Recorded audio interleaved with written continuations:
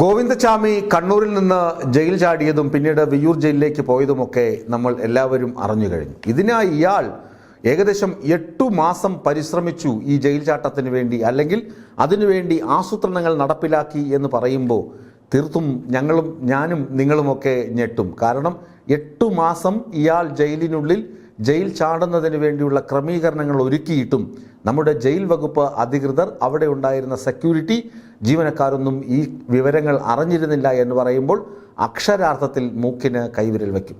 ഇയാൾ എന്തൊക്കെയാണ് ചെയ്തത്? ഇയാൾക്ക് 4-5 പേരുകളുണ്ട്. അതുകൊണ്ടാണ് ഇന്നലെ ജനം TV ഇയാളുടെ ക്രിസ്ത്യൻ സ്വഭാവത്തിലുള്ള പേര് എടുത്ത് അടിച്ചത്. ഇയാൾ ക്രിസ്ത്യാനിയായി മതപരിവർത്തനം നടത്തിയതിനോ ഇയാൾ ക്രിസ്തുമത അനുസരണം ജീവിച്ചതിനോ യാതൊരു തെളിവുമില്ല. ഇയാളുടെ ഒറിജിനൽ പേര് ഗോവിന്ദസ്വാമി എന്നാണ്. പിന്നീടത് ഗോവിന്ദചാമിയായി മാറി എന്ന് മാത്രം. ഇയാളുടെ ഒറിജിനൽ പേര് ചാർലി എന്നല്ല എന്നും പോലീസ് പറയുന്നുണ്ട്. ഇയാൾ ഏതൊക്കെ പേരിലാണ്? ചാർലി തോമസ്, കൃഷ്ണൻ, രാജ, രമേശ് എന്നിങ്ങനെയുള്ള പേരുകളാണ് പലപ്പോഴും പോലീസിന് നൽകിയിരുന്നത്. പലപ്പോഴും വ്യാജ മേൽവിലാസവും ഇയാൾ പോലീസിന് നൽകിയിരുന്നു. കാരണം ഇയാളൊരു ഇൻബോൺ ക്രിമിനലാണ്. അങ്ങനെ ഇൻബോൺ ക്രിമിനലായ ഈ ഗോവിന്ദചാമി കണ്ണൂരിലെ മുറിയിൽ എന്തൊക്കെയാണ് ചെയ്തത്? ഇയാൾ കുറച്ച് ദിവസങ്ങളായി ബിസ്ക്കറ്റിൻ്റെ കവർ ശേഖരിക്കാൻ തുടങ്ങിയിരുന്നു. ബിസ്ക്കറ്റ് കവറുകൾ ശേഖരിക്കാൻ തുടങ്ങി. അത് പ്ലാസ്റ്റിക് ആണെന്ന് നമുക്കറിയാമല്ലോ. പ്ലാസ്റ്റിക് വെച്ച് വൈദ്യുതി ലൈനിൽ പിടിച്ചു കഴിഞ്ഞാൽ കറണ്ട് അടിക്കുകയില്ല. അതുകൊണ്ടാണ് ബിസ്ക്കറ്റിൻ്റെ കവർ ഇയാൾ ശേഖരിക്കാൻ തുടങ്ങിയത്. ആ ബിസ്ക്കറ്റിൻ്റെ കവറുകൾ ഉപയോഗിച്ചാണ് ഇയാൾ ആ മതിൽക്കെട്ടിന് മുകളിലുള്ള ഫെൻസിങ്ങിൽ പിടിച്ചതെന്ന് ഇപ്പോൾ പുറത്തു വരുന്നു. അപ്പോൾ ബിസ്ക്കറ്റ് കവറുകൾ ശേഖരിച്ചത് കൃത്യം ലക്ഷ്യത്തിലെത്താൻ വേണ്ടി തന്നെയായിരുന്നു. അതിനുശേഷം ജയിലിൽ വരുന്ന ഡോക്ടറെ കണ്ടു. ഡോക്ടറെ കണ്ടിട്ട് പറഞ്ഞു, എനിക്ക് താടി വടിക്കാൻ പറ്റുന്നില്ല, അലർജിയാണ്. അപ്പോൾ ഡോക്ടർമാർ സർട്ടിഫൈ ചെയ്തു, എന്നാൽ ഇയാൾക്ക് താടി വളർത്താം. കേരള ജയിൽ ചട്ടങ്ങൾ അനുസരിച്ച് ജയിൽ പുള്ളികൾക്ക് താടി വളർത്താൻ അനുവാദമില്ല. എന്നാൽ ഈ ഗോവിന്ദചാമി താടി വളർത്തി, ഡോക്ടറുടെ സമ്മതത്തോടുകൂടി. അതും പ്ലാനിങ് ആയിരുന്നു. കാരണം പുറത്തിറങ്ങിയാൽ ആളുകൾ തന്നെ തിരിച്ചറിയാൻ പാടില്ല. താടി അതിനൊരു മറവായിരിക്കും. പോലീസ് കഴിഞ്ഞ ദിവസം ഇയാൾ ജയിൽ ചാടിയപ്പോൾ പുറത്തുവിട്ട ഫോട്ടോയും ഷേവൊക്കെ ചെയ്ത ഫോട്ടോയായിരുന്നു. എന്നാൽ ഇയാൾക്ക് താടി ഉണ്ടായിരുന്നു. അപ്പോൾ ഇയാൾ താടി വളർത്താൻ തുടങ്ങിയിരുന്നു. പിന്നീട് ശരീരം മെലിയണം. ഒരുപാട് ഭാരമുണ്ടെങ്കിൽ മതിലൊന്നും ചാടിപ്പോകാൻ പെട്ടെന്ന് പറ്റുകയില്ല. അതുകൊണ്ട് ഇയാൾ ഭക്ഷണക്രമം മാറ്റി. ഡോക്ടറോട് പറഞ്ഞിട്ട് ഇയാളുടെ ഡയറ്റ് ക്രമീകരിച്ചു. ചോറ് കഴിക്കില്ല. കഴിഞ്ഞ 1.5-2 മാസത്തോളമായി ഇയാൾ ചോറ് കഴിക്കാറേയില്ല. വെറും ചപ്പാത്തിയാണ് ഭക്ഷണം. അതാണ് ഇയാളുടെ ശരീരം മെലിഞ്ഞത്. ഒന്ന്, ഈ ജയിലഴിക്കുള്ളിലൂടെ നൂഴ്ന്ന് ഇറങ്ങാൻ വേണ്ടി. 2, ഈ മതിൽ ചാടിക്കടക്കുന്നത്. പിന്നീട് ഇയാൾ ഏത് ഭാഗത്തു കൂടിയാണ് ചാടാൻ ആഗ്രഹിക്കുന്നത്? ആ ഭാഗത്ത് പ്ലാസ്റ്റിക് ഡ്രമ്മുകളും അതുപോലെ തന്നെ പാല് കൊണ്ടുവരുന്ന ട്രേകളുമൊക്കെ സജ്ജീകരിച്ച് വെച്ചു. കാരണം ഇത്ര ഉയരമുള്ള മതിൽ പെട്ടെന്ന് ചാടിക്കടക്കുക എളുപ്പമല്ല, പ്രത്യേകിച്ച് ഒരു കൈക്ക് അത്രയധികം സ്വാധീനമില്ലാത്ത വ്യക്തി. അതുകൊണ്ട് ഈ ട്രേയും ഈ ഡ്രമ്മുകളും കൊണ്ടുവച്ചു.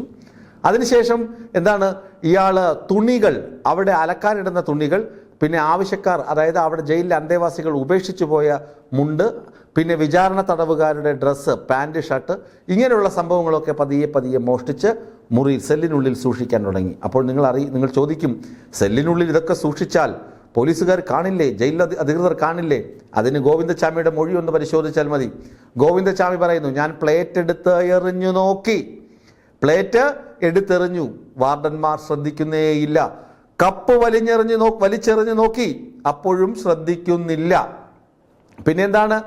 ആക്സാ ബ്ലൈഡ് വെച്ച് രാവിലെ പകലുറങ്ങി, രാത്രി ആക്സാ ബ്ലൈഡ് കൊണ്ട് ജയിലിൻ്റെ അഴികൾ ഇങ്ങനെ മുറിച്ചു, പതിയെ മുറിച്ചു. എന്നിട്ടെന്താണ്? ഒരു നാരുപോലെയായി കമ്പിയുടെ ആ അറുക്കുന്ന ഭാഗം നാരുപോലെയായി, ഒരു നൂലിഴ പോലെയായി. എന്നിട്ടും ജയിലിലെ വാർഡന്മാർ ശ്രദ്ധിച്ചില്ല. എന്തുകൊണ്ടാണ് ശ്രദ്ധിക്കാത്തത്?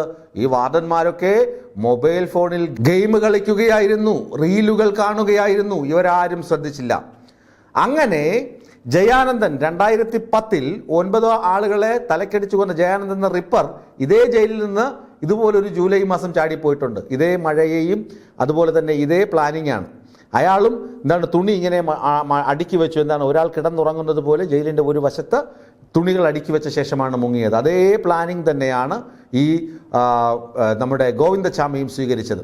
ഈ ശേഖരിച്ച തുണികളിൽ വടം പോലെ ആക്കാൻ പറ്റുന്ന തുണികൾ ഒഴികെ ബാക്കിയെല്ലാം ജയിൽ മുറിയുടെ സൈഡിൽ ചുമരോട് ചേർന്നാണ് ഇയാൾ ഉറങ്ങിയിരുന്നത്. ആ ചുമരോട് ചേർത്ത് ഒരാൾ മൂടിപ്പുറച്ച് കിടക്കുകയാണെന്ന തെറ്റിദ്ധാരണ ഉണ്ടാക്കുന്ന തരത്തിൽ വെച്ചതിന് ശേഷമാണ് പുലർച്ചെ 1:15 ഈ മുറിച്ചു വെച്ച കമ്പി അഴികൾ വലിച്ച് വിടർത്തി അതിനിടയിൽ കൂടി ഇയാൾ നൂഴ്ന്ന് ഇറങ്ങുന്നത്. 8 മാസത്തെ പ്ലാനിങ്. എക്സിക്യൂഷന് വേണ്ടി വന്നത് വെറും 1.5-2 മണിക്കൂർ മാത്രം. ഇയാൾ ആദ്യം ഈ 10ാം ബ്ലോക്ക് എന്ന് പറഞ്ഞാൽ അതീവ സുരക്ഷാ ബ്ലോക്ക് ആയതുകൊണ്ട് ഈ ബ്ലോക്കിന് ചുറ്റും ഒരു ചെറിയ മതിലുണ്ട്. ആ മതിൽ ചാടിക്കടന്നു. ആ മതിൽ ചാടിക്കടന്ന ശേഷം ഇയാൾ പ്രധാന മതിലിൻ്റെ അടുത്തെത്തി. എന്നിട്ട് വടം പോലെ ആക്കി വെച്ചിരുന്ന ആ തുണി കൊണ്ട് ഫെൻസിങ്ങിൽ കെട്ടി. എന്നിട്ടാണ് ഇയാൾ കയറുന്നത്. വീപ്പയിൽ ചവിട്ടുന്നു, ട്രേകളിൽ ചവിട്ടി, വീപ്പയിൽ ചവിട്ടി. അതിനുശേഷം തെങ്ങ് കയറ്റ തൊഴിലാളികൾ ഉപയോഗിക്കുന്ന യന്ത്രം അതിനു മുകളിൽ ചവിട്ടിയാണ് ഈ ഒരു കൈ കൊണ്ട് ഈ മതിലിന് മുകളിൽ പിടിച്ച് ഇയാൾ മറുപുറം എത്തുന്നത്. എന്നിട്ടും ഈ തുണിയുടെ ഫോട്ടോയൊക്കെ നമ്മൾ കണ്ടു. അത് താഴെ വരെ എത്തുന്നതല്ല, മുകളിൽ നിൽക്കുന്നതാണ്. അവിടെ നിന്ന് ഇയാൾ പുറത്തേക്ക് ചാടുകയായിരുന്നു ചെയ്തത്. ചാടിയാണ് രക്ഷപ്പെട്ടത്. ഞാൻ പറഞ്ഞു വരുന്നത് ഇത്രയും വലിയ ആസൂത്രണം ജയിലിനുള്ളിലാണ് നടന്നത്. ഈ ഒരു കൊടും ക്രിമിനലിനെ പാർപ്പിച്ചിരിക്കുന്ന ജയിലിൽ കൃത്യമായ പരിശോധനകൾ നടക്കേണ്ടതല്ലേ?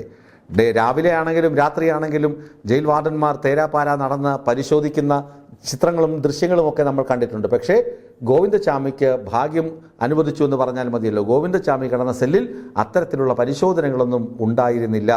ഇത് നടുക്കം സൃഷ്ടിക്കുന്നത് തന്നെയാണ്. 4 പേരെയാണ് ഇപ്പോൾ സസ്പെൻഡ് ചെയ്തിട്ടുള്ളത്.